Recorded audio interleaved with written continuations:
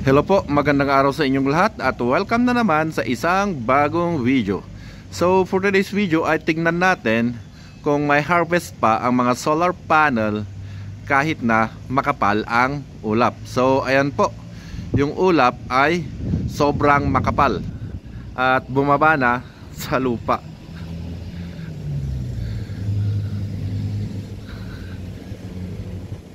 So ayan, talagang zero visibility sa layong siguro nasa 100 meters.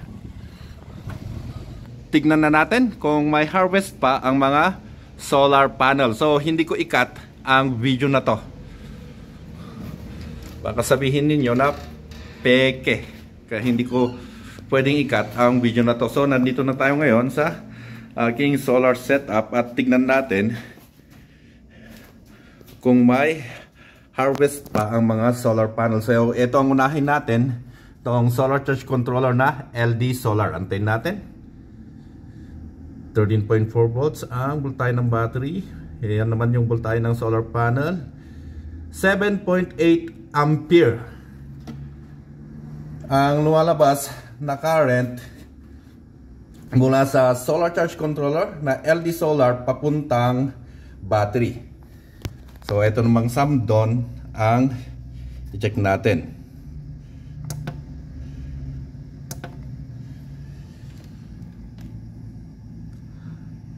Ang lumalabas na current mula sa Zamdon solar charge controller papuntang battery ay nasa 14 ampere.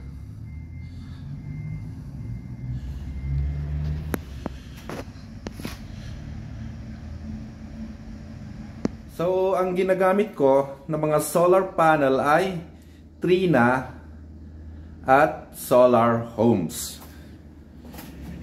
Etong LD Solar 40 ampere ay nakakonect sa isang 500 watts na Trina solar panel. At ito rin isang LD Solar 40 ampere solar charge controller ay nakakonect sa 500 watts na Trina.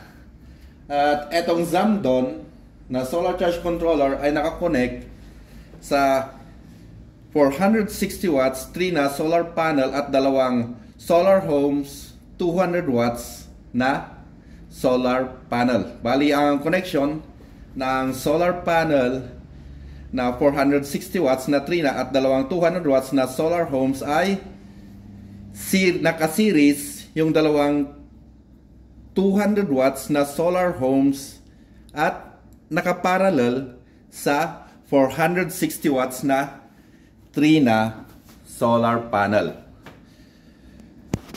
So tingnan ulit natin yung current na lumalabas mula sa solar charge controller papuntang battery bago tayo ulit lumabas.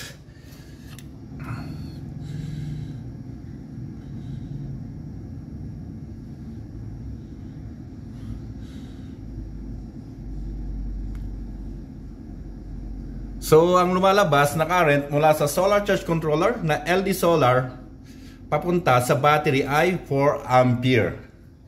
So bumaba.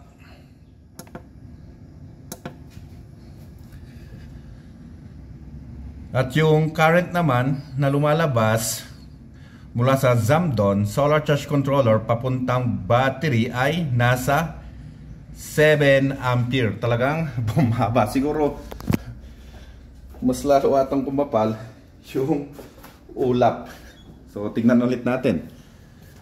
So ayan nga, mas lalo talaga kumapal yung ulap. Tara doon sa taas.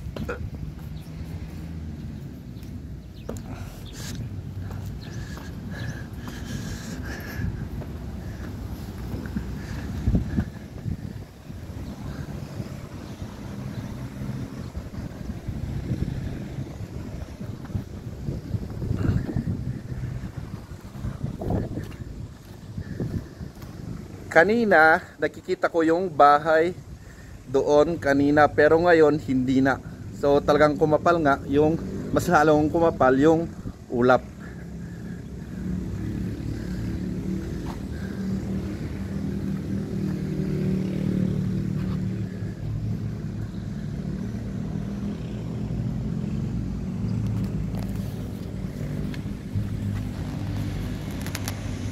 ayan, sa video na to ay nakita ninyo na pwede pa rin na mag-produce ng kuryente ang mga solar panel kahit na makapal ang ulap, makulimlim, or hindi maaraw.